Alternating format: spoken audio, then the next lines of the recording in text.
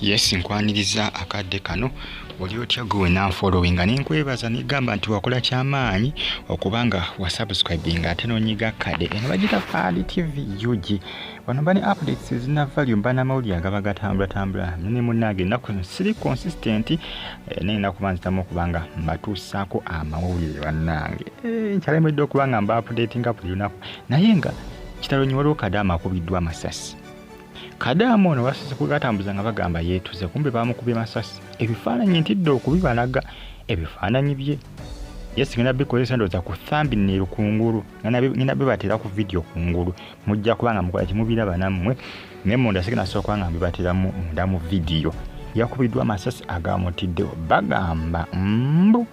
yabadde atoloka bagamba nti yabadde atoloka enfa ya Kadama eno nikutte wansi ne waggulu olw'ensonga nti byonna information yonna efuluma tegatta byonna ebirinki nga tebitegeerekeka byonna byakugattira bugattirizi byonna tebitegeerekeka bulungi naye nga kyebeesigamyeko nekibasinza okuba nga beesigako nti yabadde atoloka kitalo nnyo bambi ekya Kadama ono kitalo nnyo nnyini ddala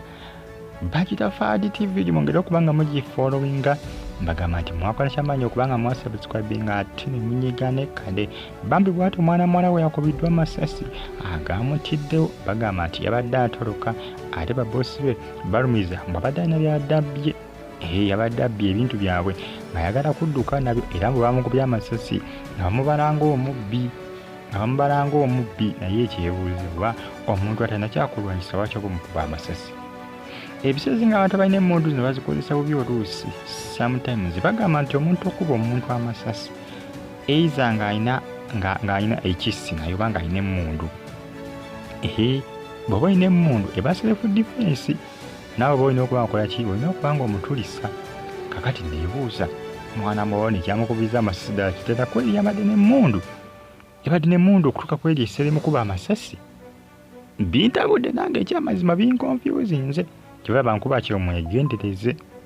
mungere okubanga mwegendereza kuba nti munnange ate kati biyingiddemu n'amasasi abasinga kati banasa kubanga babatisa amasasi kakati nawe omanya nti ebintu byongedde okubanga bitabuka byongedde okubanga bitankuuka kitalo nnyo bambi poliisi mu ggwanga ery'e Saudi Arabia bagamba nti yongedde okubanga enoonyereza ku nsonga zino nejjukira nabagamba nti ebiseera ebisinga omuntu ng'oli mugwira mbawalabu tebatera nnyo kuteekako nnyo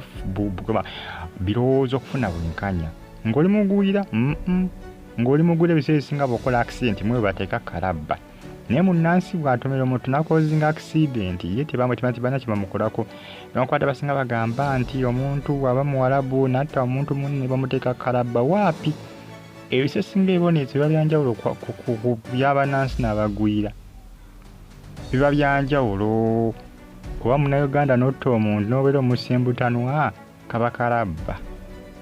webanjaga ne bakwata ino ng'ojingiza kaba kalabba naye ate omuwala bwe bamukwata ng'akoze omusango ogumu ku ebyo ebisesinga biba byanjawulo mukko okusinga gw'omugwira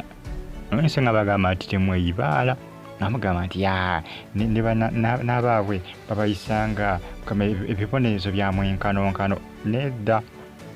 nedda ebibonerezo tebyenkanankana muntu wange tebyenkanankana n'okwadamanga abawalabu abasinga balowooza bitambula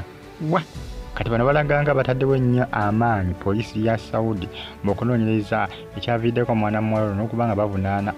abamukubye amasasi kubanga balaga nti boosi we eyamukubye amasasi yagamba nti namukubye amasasi olw'ensonga nti yabadde abba ebintu bye naye ate bagamba mu migugu egyabaddemu egy'omwana muwala gyadde akutte ng'ayagala okugenda temwabadde mu bintu byonna bya boosi we kubanga information elinkinga eraga nti mwana muwala kituufu yabadde ayagala kuva mu kiyumba ekyo ayagala kutoloka naye bwe bagamba mbu yabadde alina simanyanga ebintu byadabbi bya boosi we tebiriimu ebisesinga oluusi omuwalabu oluusi oyinza okuba nga obadde omukolera nga gwewulira omukolo olw'enneeyisa naye ng'ate ye alowooza mbu olina kubeerawo bwempaka kibala basinga kibaviirako kubanga batoloka omuwala bwe wayinza okuba omwana muwala yabadde akyamwagala ng'akyagala asigale ng'akola mu maka ge naye ng'omwana muwala ndowooza ng'abikooye olw'empisa gye bamuyisaamu kati omuwala bu ndowooza okumulaba ng'agenda n'agamba ati siko kangutte oleme kukola oleme kugenda walala oleme kuva mu maka gange. Akati n'omunanga awo wetuli baasose gamba mbu yeetuze ne bagamba bwe zimanyanga yeewadde obutwa. Kati munnange kiraga nga baamukubye masasi bye byakalingi nga tetumanyi poliisi yebizibikirira ani agezako kuba nga abifulumya, kubanga bagamba mbu boosi we yamukubye amasasi yakwatiddwa. Naye mbagambe ebiseera ebisinga oluusi amateeka gabwe gakola nnyo kubagwira okusinga ku bannansi. Omuwala bw'ayinza okutta omuntu